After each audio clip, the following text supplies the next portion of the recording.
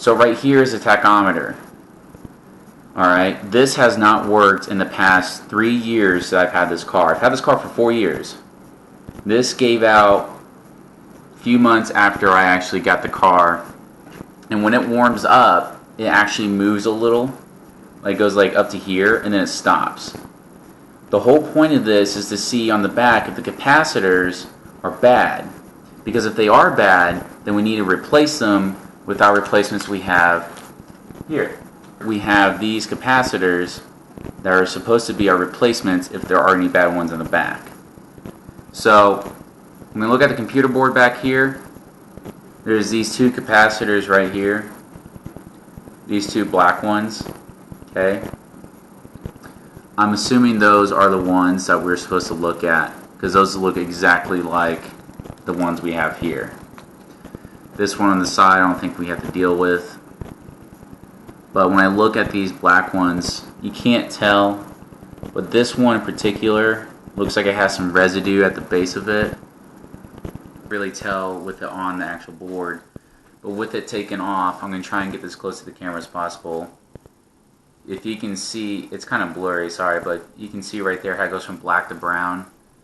This capacitor is bad. I'm assuming the other one is bad too, so I've been delicately working at it.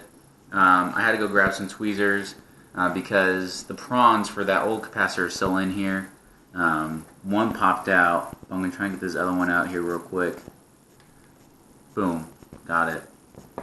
When dealing with capacitors, you want to be very, very careful because they do have acid in them.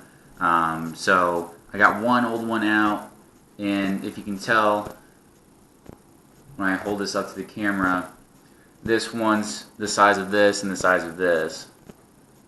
Okay, you can tell there's a huge difference between the two. I was told 25 volt and then the 10 microfarads is what was needed for this particular model. And the GT, by the way, not the ST. I think they have the same instrument panel, but we're going to go with the GT. 25 volt, 10 microfarads. So I'm going to work on the other one. I'm going to probably have to speed up the video because this is very, very tedious work, and you got to make sure you have the right nodes on the backhand side that you're desoldering. So I'm going to go ahead and get this one out as well.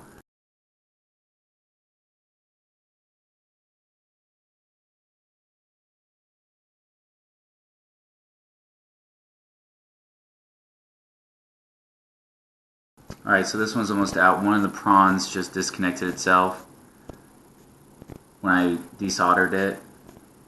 The other one is not just yet. So I'm going to put my pliers on here. And then I'm going to take my soldering iron. And the goal is when you're going on the part where it's soldered, if you can push, because the prongs stick out a little bit, they protrude. If you can push it down, a little bit of force and heat, it'll just unglue itself, and then you'll be able to pull it out of the circuit board.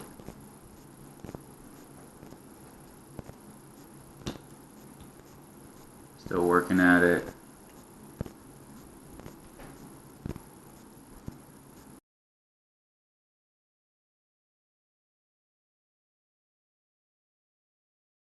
Cool. So I just desoldered it. The prong came out with this one. The other prong is still in. So I'm going to use my tweezers when I get that liquefied to yank it out.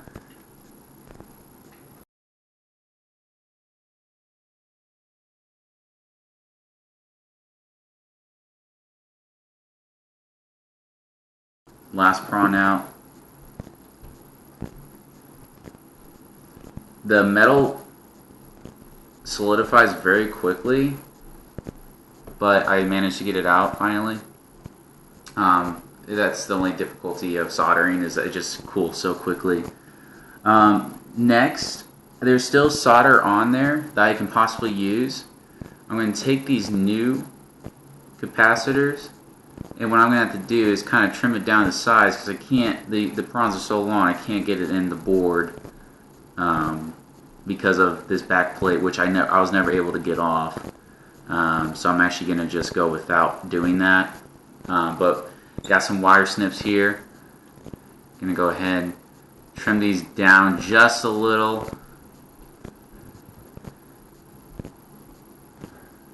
Just because I don't want to get rid of too much in case I run into any issues. And then the holes are pretty clear on this side. And go ahead and attempt this.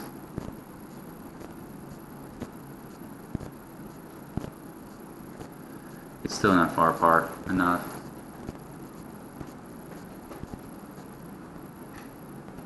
Alright, cool. So the prongs, I got it to work. They're sitting in there right now. Now, at this point, I can solder on the new capacitor, that black one right there, if you can see it. That's the one I'm talking about. The prongs are pretty long. I mean, I can trim them down, but I'm honestly going to probably just keep it as it is. So what I have to do is essentially hold this in and solder it at the same time.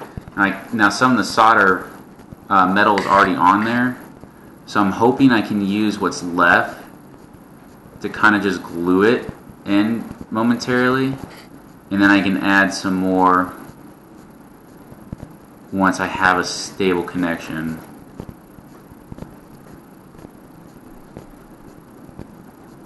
So I want to be able to set it down like this, which I can now, and use my actual solder that I have. So we're going to attempt this. I really hope I don't screw up. This is super, super nerve-wracking. Gotta find the side of the solder that actually works.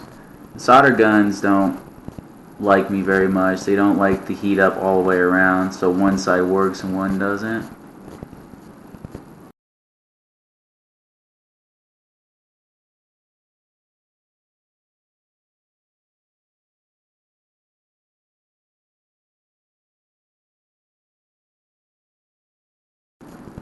So I don't know if you guys can see this. I'm going to try and get the close enough to the camera.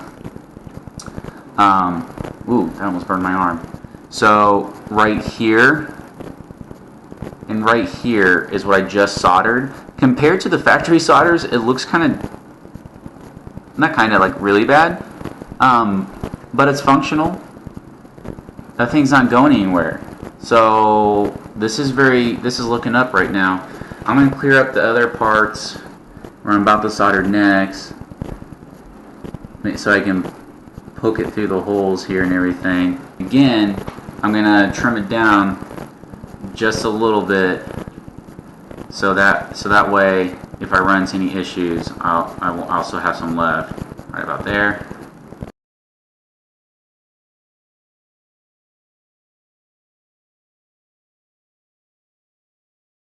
Cool. So it's still holding in place because the old solder metal is just putting pressure on it. So all I got to do now is solder on some new metal to just ensure that it's going to be secured.